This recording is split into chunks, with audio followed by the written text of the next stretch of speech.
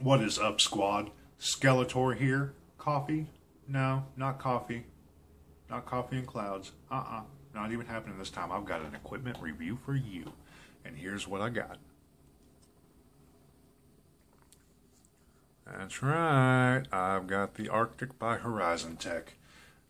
Special thanks to Michelle Jury for making this possible, because if it wasn't for that giveaway that you had, I wouldn't have either of these.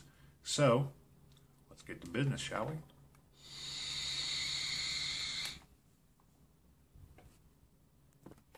Alright, so here we are with the Arctic by Horizon Tech, and it proves to be a very decent RTA. It comes with a 0.2 and a 0.5 ohm coil, both of them bottom turbine dual coils. I actually did receive 3 coils. I received 2.2s and a 0.5 when I got this from Michelle. Thank you very much. And, you know, I told her as soon as I had the opportunity, we were going to review it, so that's what we're doing. In a nutshell, I love this fucking tank. I only have a couple of cons, but the pros outweigh them, I mean, even more than the Eclipse, because we all know exactly what I want to do with the Eclipse, and that's fuck that son of a bitch, throw it in the fire. Alright, so as you can see at the bottom, it's got 4 air holes. They're 3mm by 12, and they're Cyclops style. You can actually see how easy the ring moves for the airflow control, but it's stiff enough to where it doesn't move around like the janky-ass Eclipse does. And what's funny is this tank, as we look at it, comes with a tip, removable drip tip, very nice style. It's got the same capacity as the Eclipse, 3 but for this thing, it's half the price, and it's like twice as good. I don't know what Science of Vaping is doing with their shit, but they need to get their shit together. So I'm going to get to my cons, because, you know, everybody's seen an unboxing and shit like that. I'm just going to give you what I think. The cons, okay. When you take it apart, the main piece of it, the tank itself, doesn't come apart for cleaning. You know, a lot of them you can slide the Pyrex off, or, you know, it breaks down completely, and you can clean it really well. Not with this one at all. But if you get like a can of compressed air that you use to spray your keyboard down with, you can, you know, spray a few shots in there and get the water to spread out and dry a little faster. Otherwise, you just let it air dry, unless you want a tad bit of water in with your juice. Hopefully it's not too much to where it doesn't short out your coil, but, you know, that's all in your discretion on how you want to do it. The second problem that I have with it is the capacity. It's only 3 mils, burns through juice pretty decent. And the third con that I have with it is the prime time and the coil break-in. It takes a while. As a matter of fact, I thought I was doing something wrong, so I was all over Facebook and YouTube yesterday and talking to Kim from Civil Vape, saying like Orlando, Florida location, on this, because I thought I was doing something wrong. Turns out I wasn't. It just takes a little longer for it to break in. Okay, cool. I can deal with that. You know, as long as I know what I'm messing with, I can deal with it. Now that I know, okay. The pros, it's a chucker. I love the airflow. You know, you can take the airflow and you can go full bore. You can go half nuts. I mean, the possibilities are endless.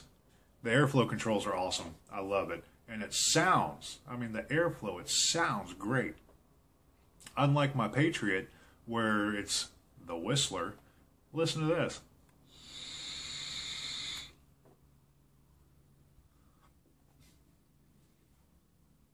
Oh yeah.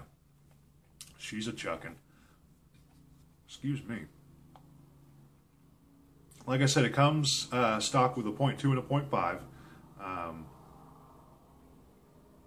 The 0.5s are actually rated to 80 watts, which is really cool considering the fact that most 0.5s, you really don't want to go much over 40. I know I can in the Arctic, but check it out, all right? Here is the 0.5 coil. I know you really can't read. No, you can't read what it says. Anyways, it says recommended for the 0.5 ohm is 30 to 80 watts. Recommended for the 0.2 ohm is 30 to 100 watts. 100 watts. I'm at 69 watts right now, you know, enjoying the Happy Meal, the whining and dining, and that seems to be the sweet spot for this particular coil right now. But, you know, it says, well, it's rated for 100 watts. I tell you what, let's bump it to 80 and see what happens.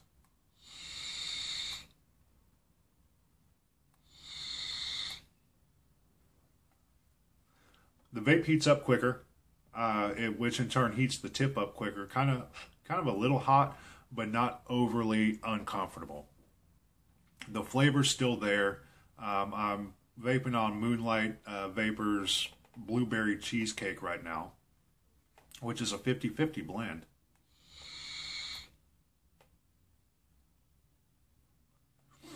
And it's chucking well. So let's go balls out, shall we? 100 watts for you.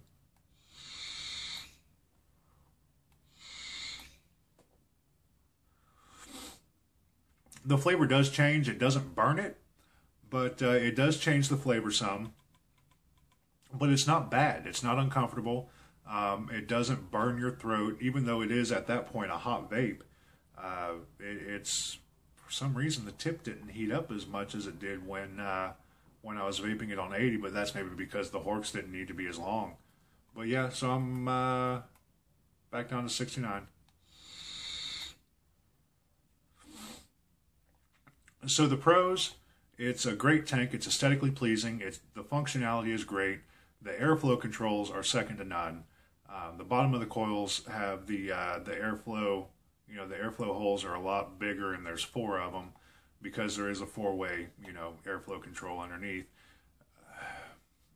Other than that, I mean, it's a great tank. I give it a 7.5. The only reason why I give it a 7.5 is because of the fact of the capacity.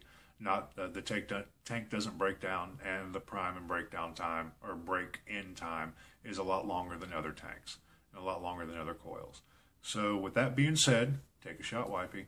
I'm going to leave you guys with a WTF Cloud. If you have any questions about this tank, if you use this tank and you want to leave a comment below, please do. Let us know what your ideas and your pros and cons are with this tank, because I would really like to know. We would really like to know. And if it wasn't for your participation, we wouldn't be doing this. If it wasn't for you guys, we wouldn't be WTF Vapors. So I'm Skeletor. This is WTF Vapors, and I'm signing out.